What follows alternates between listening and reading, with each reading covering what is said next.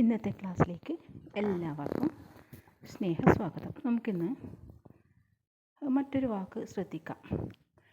യോം he. യോം he എന്താ അർത്ഥം? വെറുതെ.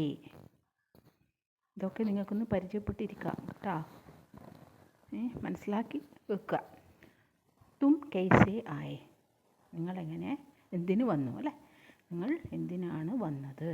അപ്പോൾ പറയാ മേ യൂം ഹി ആയ, ഞാൻ വെറുതെ വന്നു അല്ലേ. നമ്മളങ്ങനെ പൊതുവേ പറയല്ലേ, സംസാരിക്കുമ്പോൾ ഞാൻ വെറുതെ വന്നതാപ്പാന്ന് പറയും അല്ലേ. അതുപോലെ വെറുതെ എന്ന് പ്രയോഗിക്കുന്നതിന് യൂം ഹി എന്ന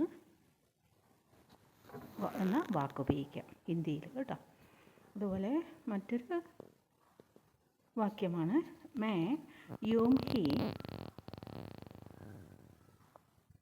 लिखता हूँ, कोई फायदा नहीं है. ഞാൻ വെറുതെ എഴുതുന്നതാണ്, യാതൊരു പ്രയോജനമൊന്നുമില്ല എന്നർത്ഥം അല്ലേ. എന്താണ് ഇതിൻ്റെ അർത്ഥം? മേ യൂം ഹി ലിഖ്താ ഹൂം, കോയി ഫായദ നഹി ഹെ. അപ്പം ഇതുപോലെ ഉള്ള വാക്യങ്ങൾ യൂം ഹി വെച്ചിട്ട് നിങ്ങൾ ചെയ്ത് നോക്കണം.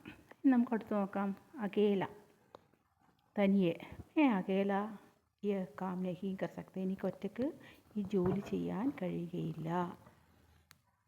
അടുത്തത് എന്താണ്? വേ അകേലെ നഹീ ആ സക്തേ, അവർക്ക് ഒറ്റയ്ക്ക് വരാൻ കഴിയില്ല. ഇനി അടുത്തത് കണ്ടോ കുട്ടികളെ, ജി ഹാം.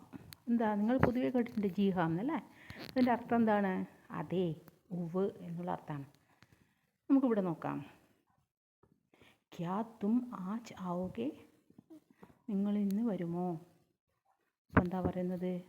ജി ഹാ ജറൂർ ആവുക, അതെ ഞാൻ തീർച്ചയായിട്ടും വരും. അടുത്ത് എന്താ പറയുന്നത്? ജി ഹാ मैंने ही तुमको ഫോൺ किया था, അതെ ഞാൻ തന്നെയാണ് നിങ്ങൾക്ക് ഫോൺ ചെയ്തിരുന്നത് എന്നാണ് അതിൻ്റെ അർത്ഥം. ഇനി ജി നഹി, അത് നിങ്ങൾ കേട്ടിട്ടുണ്ടാവും അല്ലേ, സുപരിചിതമാണ് ആ വേർഡെല്ലാം അല്ലേ. അപ്പോൾ എന്താ അതിൻ്റെ അർത്ഥം? ഇല്ല, അല്ല എന്നാണ്. അപ്പം നമുക്ക് നോക്കാം. ജി നഹി മേനെ ഉസേ നഹി മാര, ഇല്ല ഞാൻ അവനെ അടിച്ചിട്ടില്ല. അപ്പോൾ എന്താ പറയുന്നത്? തും ഝൂട്ട് ബോലേന, നിങ്ങൾ നുണ പറയുകയാണല്ലേ. അപ്പം പറയുന്നു ജി നഹി, അല്ല, മേനെ സച്ച് കഹ, ഞാൻ സത്യമാണ് പറയുന്നത്. ആപ് സച്ച് ഹി കഹത്തെ ഹെ, നിങ്ങൾ സത്യം തന്നെയാണോ പറയുന്നത്? അപ്പം എന്താ പറയുന്നത്? അപ്പം പറയുന്നു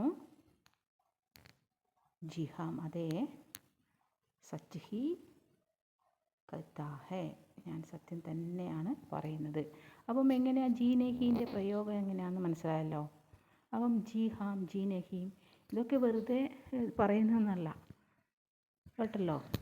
ഇതൊക്കെ നമ്മൾ സന്ദർഭോചിതമായിട്ട് ഉപയോഗിക്കുന്ന വാക്കുകളാണ് ഹിന്ദിയിൽ അല്ലേ. നമ്മളല്ല ഇല്ല എന്നൊക്കെ പറയുന്നത് പോലെ തന്നെ ഹിന്ദിയിലും ഇതൊക്കെ ചെറിയ കാര്യങ്ങളാണെങ്കിൽ മനസ്സിലാക്കി വെക്കണം.